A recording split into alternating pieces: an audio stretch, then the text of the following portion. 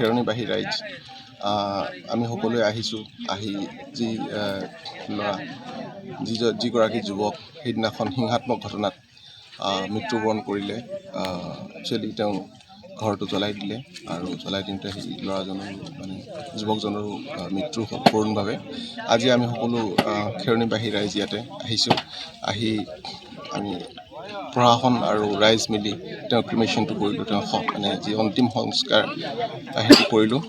আৰু মই আশা কৰোঁ যে যি হিংসাৰ জুই জ্বলি আছে সেইটো যেন ইমানতে শেষ হয়।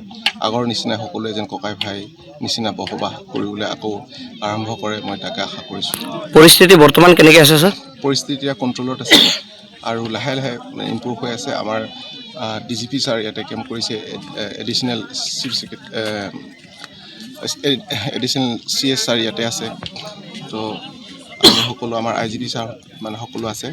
আমি সকলোৱে চেষ্টা কৰিছোঁ আৰু বহুত অফিচাৰ ইয়াতে আছে, মানে আমাৰ যথেষ্ট ফ'ৰ্চো আছে। আৰু ৰাইজ সকলো এতিয়া যিসকল মানে ৰাইজেও আমাক সহায় সহযোগিতা আগবঢ়াইছে হিংসাটো শেষ কৰাৰ কাৰণে। Thank you sir.